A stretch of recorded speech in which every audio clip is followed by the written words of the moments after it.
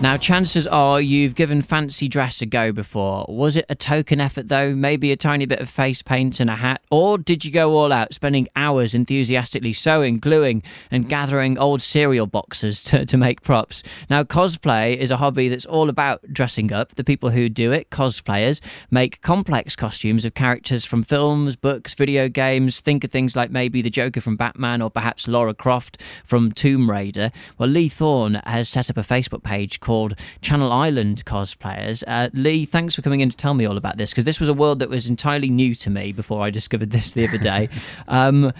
Do many people here in Jersey do this? Do they do cosplay? There is a small amount of cosplayers out there. We've been finding them slowly, thanks to social media. And there's also role players out there like LARP, and there's the sort of the Star Wars people who everyone's seen on the island. So there's quite a few out there. Yeah, of course, Stormtrooper Jersey and those guys, we see them around quite often. And LARP, that stands for, if I'm right, live action role play. Yeah. So there's quite a large movement there, and with the Jersey Garrison as well, with the Star Wars, there's a lot there. But cosplayers, there's a lot of those are sort of more hidden away because they're usually working hard on a costume because it takes so long to put them together. Yeah. How did you get into it? How did you start doing this? So, well, I've always sort of made my costumes since I was a child. My mother would make my fancy dress costumes for Halloween, do stage plays, etc.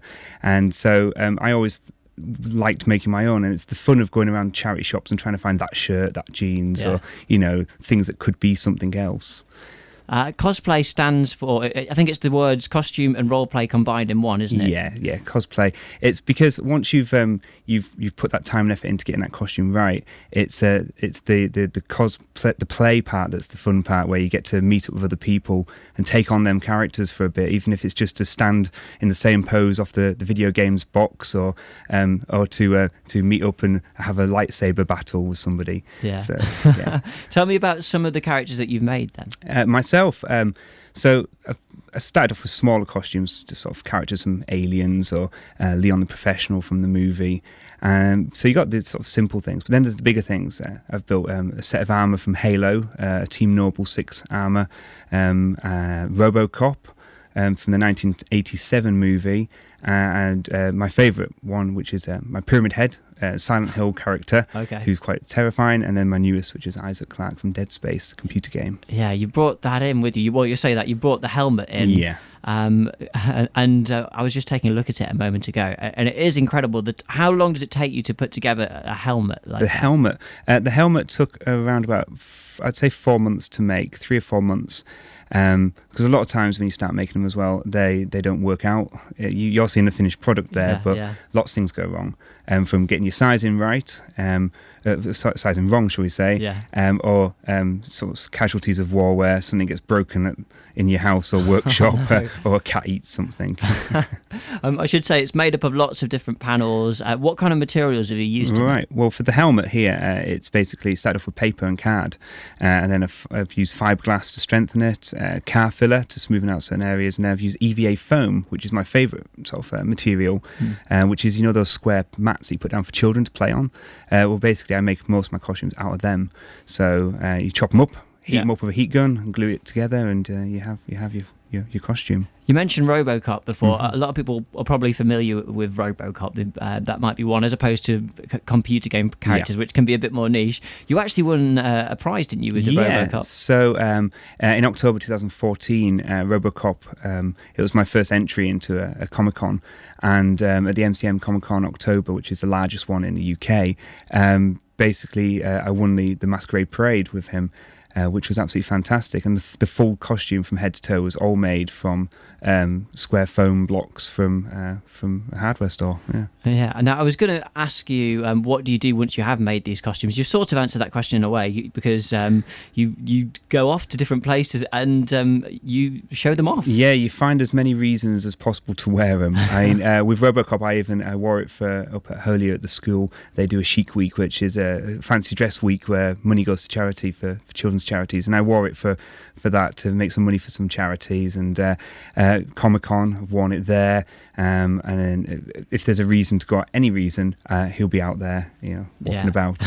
And if people aren't too aware of what Comic-Con's all about, it's basically fans of comic books and lots of films and video games all going to one place, meeting the stars of the films. And you were saying when you dress up in the costumes that you've made tirelessly, you often get stopped for photographs and the like, as much as the stars of these shows who are there. Yeah. I mean, when I was in RoboCop, the funny thing I remember with that was I was stood next to the people who played the Power Rangers, and they were doing a sign-in, and I had more photographers around me as RoboCop than and public than the Power Rangers.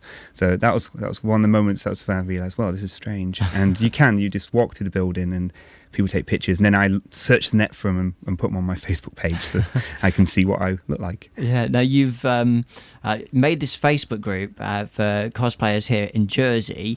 What are you hoping to achieve with that? Would you like to maybe put an event on here for it? Yeah, well, I've noticed since threw the idea out just recently about would people want to see a small Comic-Con here, like a little C.I-Con or Channel Island Con, where it's just local stuff, artists, tattoo artists, or anything to do with art, comics, fun stuff, toys, anything like that was all in one location where we could have like a cosplay event, get maybe some music, some J-pop on the go, and just have a really good time and just find a venue and do a small event, see how it goes. And we put the idea out there, and already within a few hours of the idea going out, multiple people have contacted Channel Island cosplayers, and some people there have had some amazing ideas and even started getting involved with sort of ideas that could be done. So we're going to try and hopefully get more people together and have some event at some point. So we're putting our heads together at the moment. Everyone who has contacted us,